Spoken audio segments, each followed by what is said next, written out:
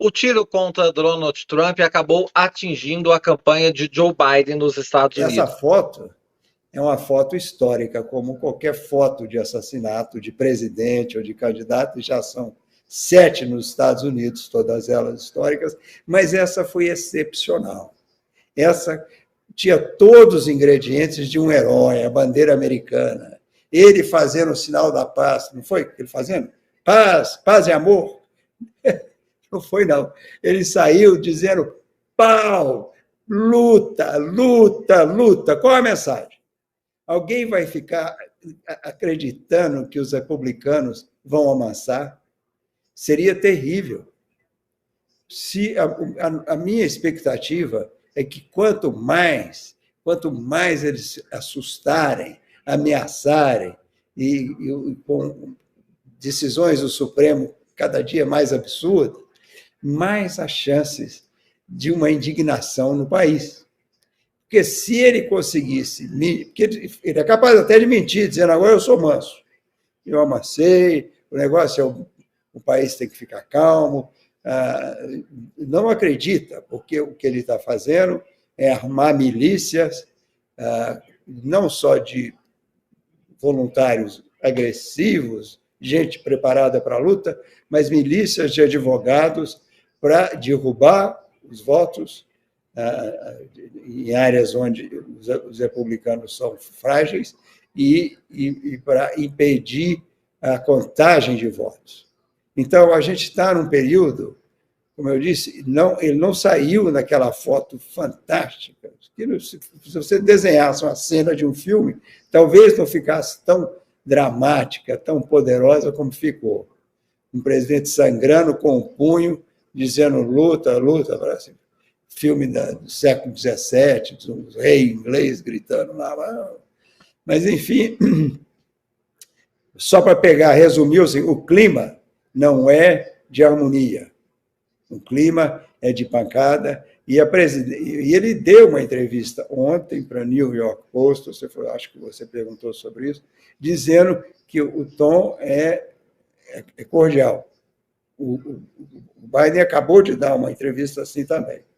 E pedindo desculpa porque ele usou uma expressão, que azar dele, coitado do Biden, peca até quando, em cada ingenuidade, quando ele falou que o Trump tinha de estar na alça de mira há uma semana. Os republicanos já estão dizendo que isso aí, que essa alça de mira que ele fala, o olho da mosca, foi a expressão que ele usou, ele queria dizer que o Trump e as ideias dele têm que estar na mira dos democratas. Mas ele usou uma palavra que significa alça de mira de arma. E o Trump recebe um teco uma semana depois. Mas, enfim, a missão dele e a intenção dele não é de paz, é de mais agressão. Então, nós estamos num país, como o Lucas apontou, que tem uma tradição, na verdade, de atentados a presidentes, né? Então, você tem um histórico de atentados a presidentes, 4 presidentes mortos na história dos Estados Unidos, mortos no cargo, uma série de atentados a outros presidentes e candidatos, um país que tem mais arma do que habitante, e no momento que a gente tem um aumento muito perigoso na temperatura da disputa política. Havia demanda e o Donald Trump trouxe essa oferta para esse tipo de política, que é uma política que cai muito na questão do ataque pessoal, que cai muito na questão da política como uma ameaça existencial. Então nós temos essa conjuntura, né, num país que já tem esta tradição. Então isto torna a situação bastante complicada, né? A gente tem, portanto, o Donald Trump agora que deve, né? Eu acho que o Trump, que é muito mais inteligente do que grande parte dos seus apoiadores, ele percebeu que este atentado deu a ele uma abertura política para ele fazer um discurso de união, né? E união, no caso do Trump, é união em torno dele mesmo, né? Nunca é união em torno do país. E ele vai fazer esse discurso provavelmente na convenção do Partido Republicano, porque ele sabe que aí ele consegue atingir um certo eleitor que talvez não estivesse disposto a votar ele. Ou seja, ele vê nesse atentado uma oportunidade política para poder angariar um tipo de eleitor que, de outra forma, não estaria disposto a votar no Donald Trump. É claro que esse tipo de discurso, se o Donald Trump moderar, né, na convenção, não deve durar muito tempo, porque não é esse o tipo de política que o Donald Trump sabe fazer. Ele nasceu e sobrevive e prospera na política do confronto. Mas ele também é alguém muito perspicaz politicamente, e me parece que, pelo menos nesta convenção, ele deve tentar fazer um discurso que, para os padrões trumpistas, seja um discurso relativamente moderado. O Trump anunciou o nome que será a vice dele nessa chapa à Casa Branca. Se trata do senador por Ohio, J.D. Vance. Eu acho que o anúncio do J.D. Vance é uma pessoa, poderia ser pior. O J.D. Vance é um sujeito que escreveu um livro muito importante sobre a frustração dessa América América branca do interior, meio esquecida. E ele fez um livro de sucesso que o projetou muito, e foi assim que ele se tornou senador. Enfim, vices-presidentes acrescentam muito pouco em campanha eleitoral, seja qual campanha for, etc. Mas, enfim, temos aí já, então, completado uma etapa. Eu concordo com o pódio, eu acho que o Trump tentará, por cálculo, moderar um pouco. Ele já vinha tentando um pouco isso, né, esse final agora, antes do episódio do atentado, mas como também o pódio, ele tem uma dificuldade, enfim, estrutural para fazer isso. Ele é o homem do confronto, ele é o homem da polarização. Polarização é com ele, é pinto no lixo o Trump em polarização. Ora, o que vai acontecer, concordo que os analistas que dizem que neste imediato pós-atentado o Trump sai favorecido, porque, enfim, as pessoas tendem a ser solidárias, as pessoas, o próprio Biden ligou para ele para, enfim, prestar solidariedade, desejar um pronto restabelecimento, etc.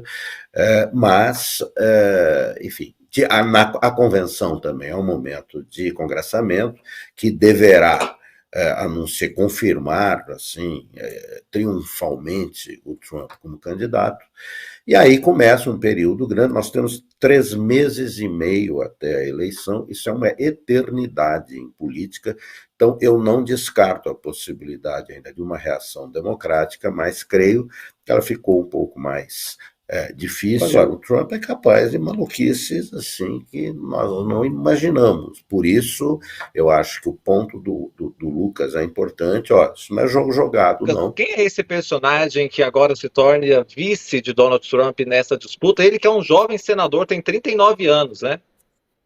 Um senador com um currículo medíocre, não fez nada. Pegando uma carona, o Trump deu uma entrevista ontem dizendo que o negócio é harmonia, é menos agressão. Mas ele escolheu um senador que é igualzinho a ele.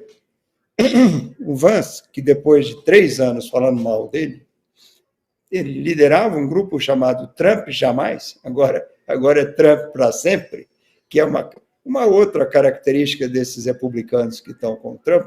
Todos, mais da metade desse grupo dele era contra ele. E ele teve esse talento e essa genialidade de levar todo mundo com ele. Ele conseguiu atrair todo mundo. Na comparação que o professor fez de outros candidatos, eu acho que é boa a comparação com Reagan, que não morreu, mas era uma época de política, de tensão política, de venenos políticos, de acidez política, não tão forte como agora, mas forte.